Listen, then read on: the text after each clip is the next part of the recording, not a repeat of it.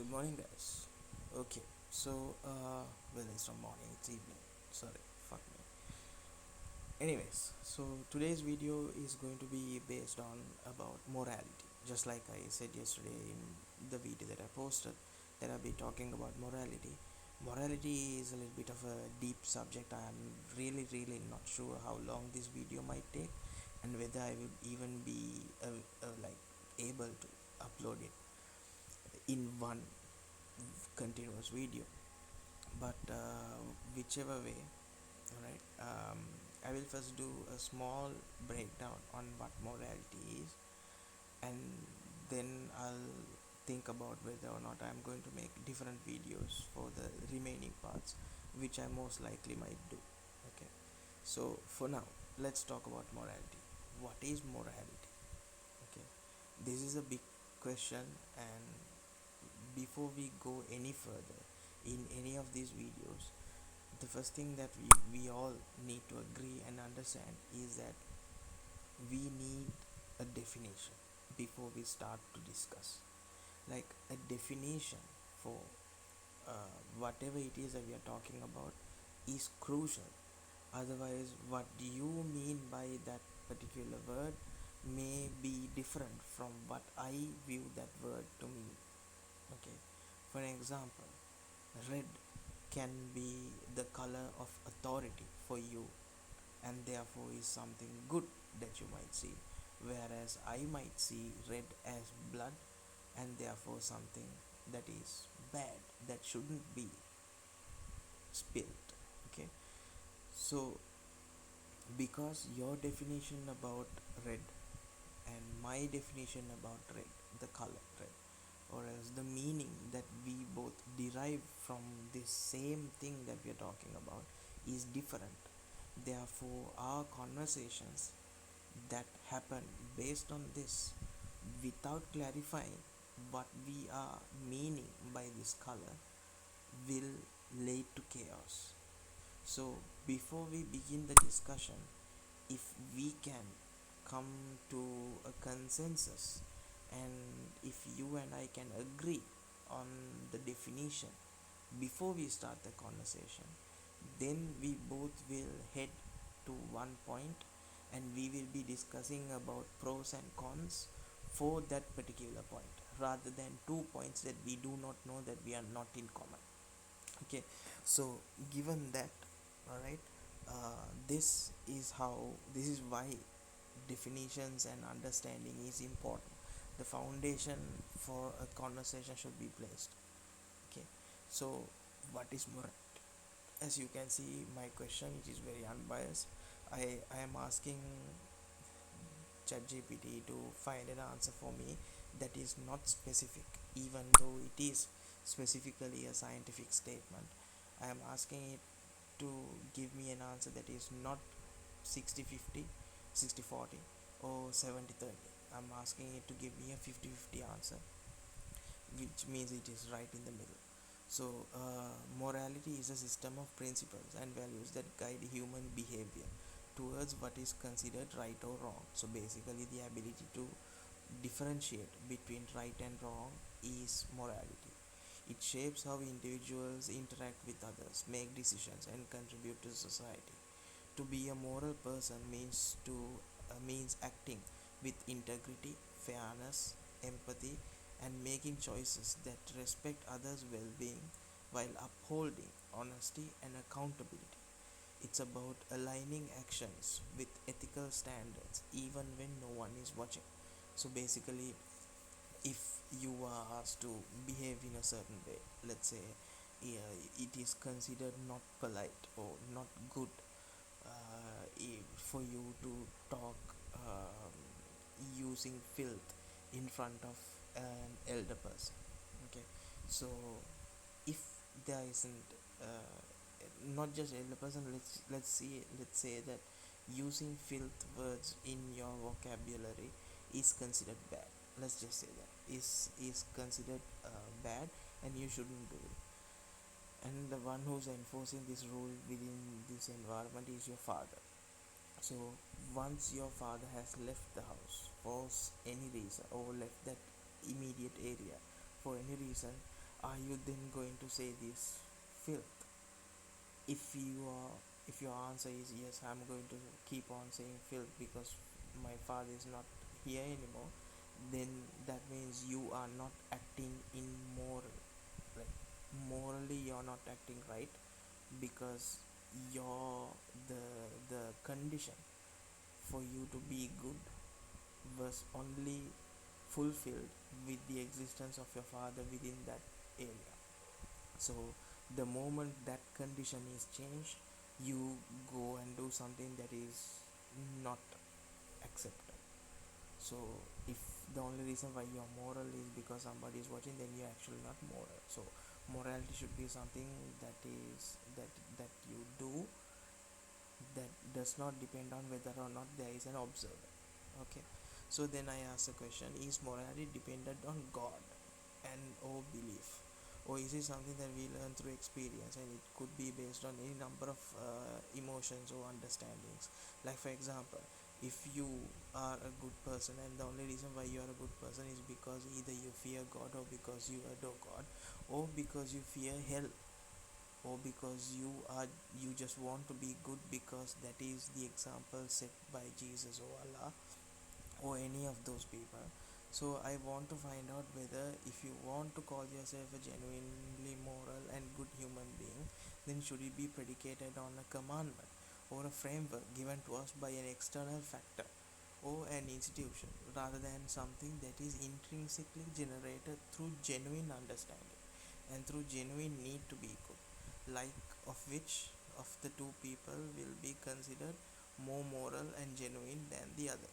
So ChatGPT goes through it and says morality does not have to be dependent on God or any belief system. It can emerge naturally from human experience, emotion, and social interactions. People can develop a strong moral compass through empathy, reason, and understanding of the consequences of their actions. If someone is moral only because they fear divine punishment or follow commandments without personal convictions, their morality is externally enforced rather than internally cultivated. In contrast, if a person chooses to be good out of genuine care for others, self reflection, and intrinsic sense of right and wrong, their morality is self sustained and arguably more authentic.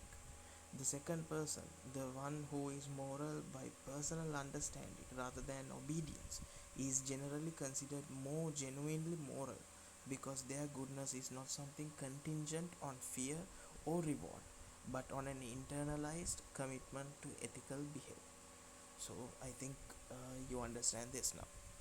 Okay, then I ask the question, is it safe to assume that 95% people who belong to any religion are only pious, or else perceived to be pious and good and charitable, is because 1, they either are anxiously waiting and collecting merits in order to qualify to get to heaven, or 2, they fear eternal damnation and therefore they try their best to avoid it, or 3, they fear God almost more than anything else and therefore they are doing it, or 4, they are unaware of any of these things but just to be safe are doing it. Isn't this the situation for almost 95% of people who are believing in God, and the other 5% just don't give a shit?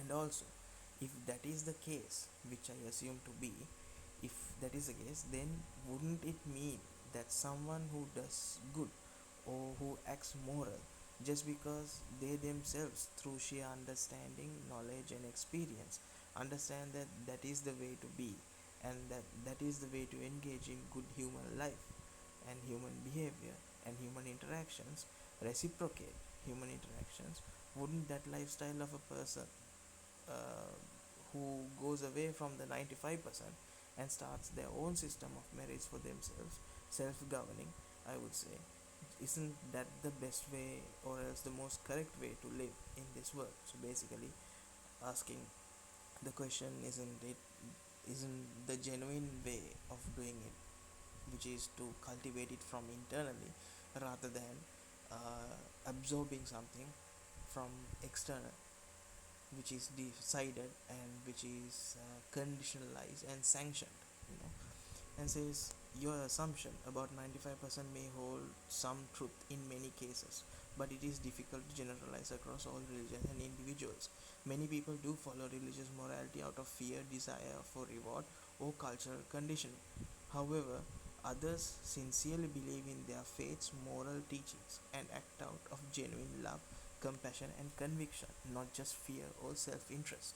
Okay, so here, even though you might feel like the answer is like what I did not expect, actually, without answering my question, ChatGPT is answering my question. Let me tell you how. So here, uh, it has only like it has only answered the question, assuming I only because I only highlighted the negative aspects of it. So see, your assumption about 95% may hold some truth in many cases, but it is difficult to generalize them. Okay, fine. Many people do follow religious morality out of fear, desire for reward, or cultural conditioning. However, others sincerely believe in their faith's moral teachings and act out of genuine love.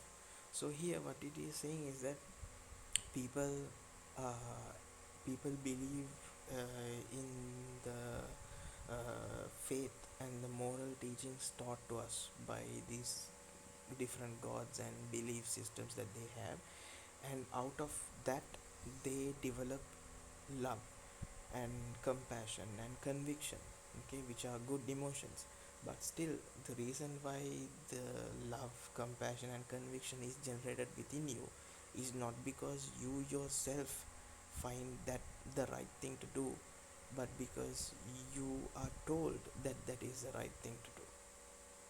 Okay, like if you if you go out and you see your parents taking care of their parents, and you see their parents hugging and kissing your parents and telling them how good they were, how obedient they were, and because of this you absorb it into you, and you say, okay, then this is the right way to do. I should take care of my parents, and I should be obedient to my parents because I want my parents also to kiss me and hug me and tell me how much they appreciate me because I am obedient and have taken care of them.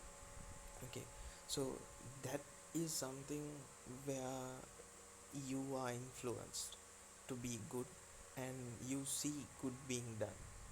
All right, but in this case where it is religion that is asking you to be good, once you accept that that is how goodness is to be learned, and that that is how goodness is to be uh, taken care of, all right, you will start to see other religions as not those places for goodness to come, because all religions are at a competition with each other, and therefore if you are accepting one of the competitors to be your brand, then all the other brands in the market are by definition competitors.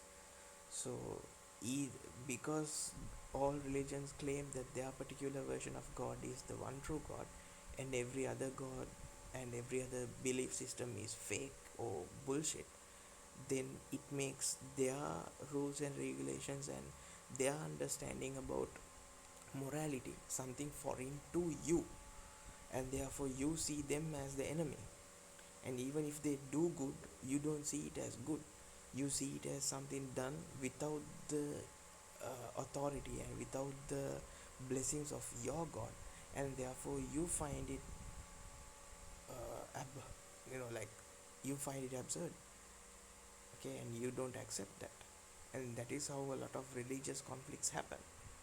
So by trying not to answer what I actually have asked from ChatGPT, they have answered my question, which is that religious people, which is the 95%, is not actually genuinely good people.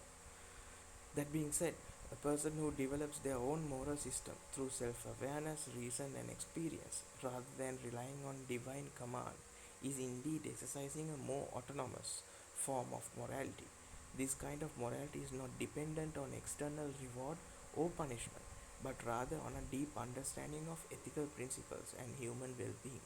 It promotes moral responsibility without exclusion or coercion.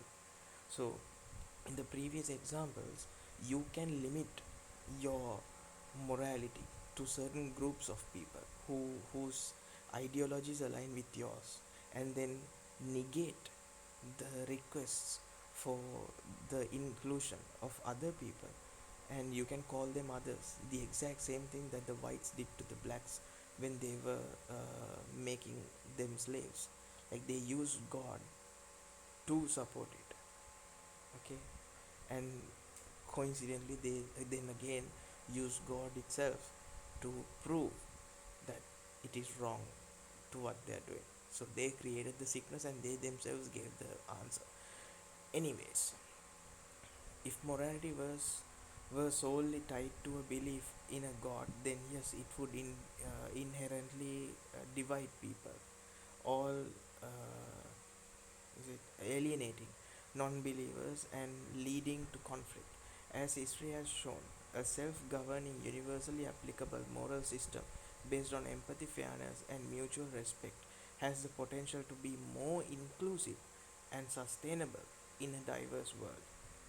So then I ask, if you were to list, let's say, five of the most morally heinous crimes or crimes against humanity, I would say, that were conducted by people who were influenced by divine moral justice rather than a universal moral justice, would you be able to list them out for me?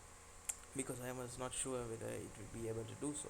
And here you see, there is the details. So this is where divine morality was used against another group, alright, and which resulted in like millions, right? So this is that, okay. So it says each of these atrocities were fueled by a belief that divine justice overrode universal moral principles of compassion, empathy, and human dignity. These events highlights the dangers of morality being dictated by religious absolutes rather than by an ethical system based on shared humanity. So anything based on something external is not good, because if you can't prove it, if you can't ascertain it, alright, and the moment you can prove and ascertain something, then we can talk about it, we can argue about it, we can still make it the case that what you're trying to do is wrong.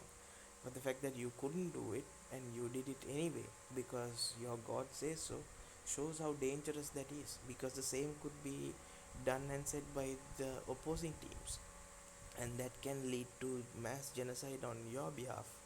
So it is not something good. Okay, now I ask, now if you were to be unbiased and not giving to the notion of majority over minority, and you were supposed to be totally unbiased, wouldn't it be the understanding that rather than trying to persuade people to find truth, to find honor, to find justice, to find peace, to find reason to be human, and to be empathetic and sympathetic towards others, wouldn't you agree that rather than forcing it on people and enforcing it by fear tactics and like the big brother stuff like that, rather than that doing that, isn't it so to cultivate these feelings, these understandings, these emotions, this wisdom from within someone, and try to explain and bestow upon people the ability to do so by educating them? Okay, so basically what I'm trying to ask here in summary is that rather than this being acquired, wouldn't it be better for us to uh, inculcate these feelings and behaviors from within us? Okay, and it says yes, if we are to be truly unbiased and prioritize the most effective way of fostering morality, and cultivating cultivating and understanding empathy and reasons from within, rather than imposing morality through fear, is undeniably the better approach. Fear based morality is fragile, as you pointed out, which I did.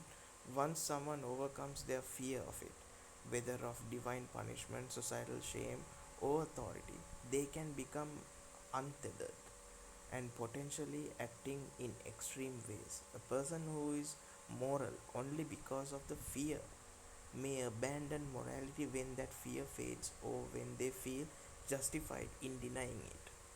So basically, if they can find a reason to a loophole within your definition of morality, then they will use that definition. Okay, they will use that loophole. All right, but if your definition of morality is always subjected to scrutinization and daily checkups and stuff like that, it will not have a loophole, and even if there is a loophole, it will be updated. And that is why we need our definition of morality to be excluded from God or any divine intervention, because the moment you do that, you lose the authority to tweak and fix it if it doesn't fit the time. Okay, so it says in contrast, wait, yes, in contrast, morality is instilled through education, self-awareness and emotional intelligence. From an early age, individuals develop an intrinsic sense of right and wrong. They do not need external enforcement to act ethical, because they understand the value of compassion, justice and coexistence. This kind of morality is not dependent on authority or belief, but is instead self-sustained and adaptable. Religions Religion has historically played a role in moral development, but its reliance on divine commandments, rewards, and punishments makes it less stable foundation than a morality built on reason and shared human experience. A world where people act morally because they truly understand and genuinely care, not because they fear punishment, would likely be more just, peaceful and sustainable. Okay, so I will stop this video from here, because I think I have explained what morality is, and why it shouldn't be predicated on God, why it shouldn't be something that we receive from an external factor. Okay, why morality is something that we should learn within ourselves. All right, and when it comes to morality, there's something called absolute morality. And just like we were talking about truth, how when it comes to truth, there is absolute truths, there are conditional truths, and there are truths that are that will be different based on the culture and the traditions and stuff like that. Just like that, from morality also, there is absolute morality, which is absolute regardless of whether you believe it or not, whether you think that is true or not. There are things that are considered good or bad, which is absolute. Like, even if humans do not exist, even if we cease to exist, all right, and somehow we come back again, then we still ought to work as those absolute morality may tell us to.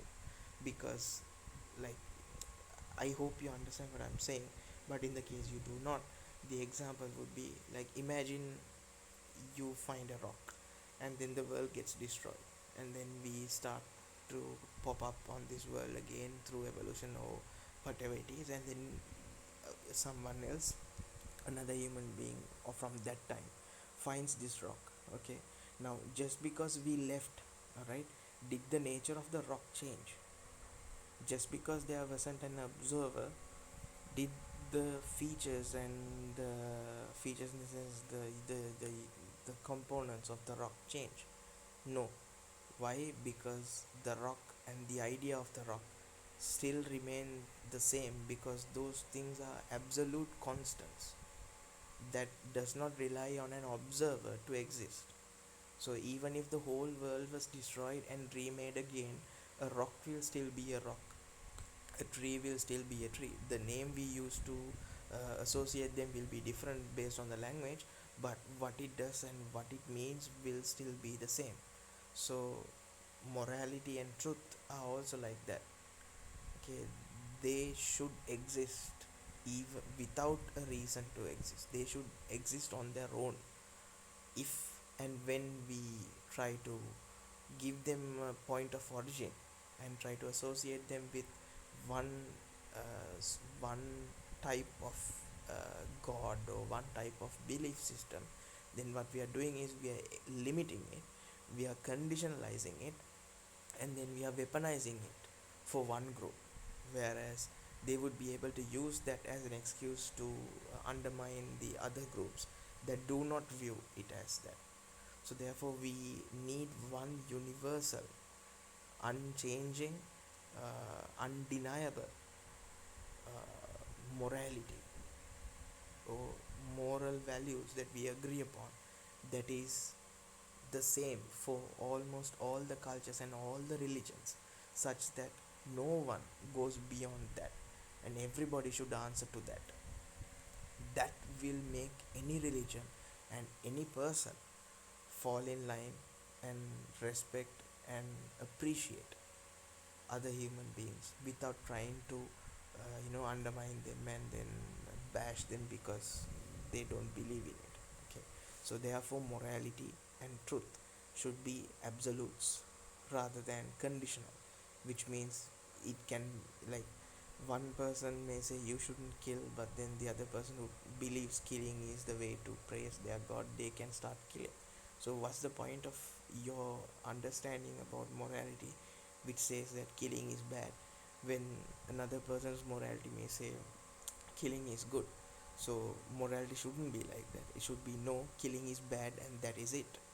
Okay, there's no twos about it. That's how it should be. So because of that, right, this is how morality is. This is what morality, this is how we get morality, which is we have to build it genuinely without depending on some external factor to give it to us. So once we accept that and once we do it, then you can actually call yourself a genuinely moral person, a genuinely truthful person, genuinely good person, because you're doing it not to gain anything. You don't gain anything out of it, and that is the beauty of it. Okay, so I'll catch you on the next video. Thank you for waiting. Thank you.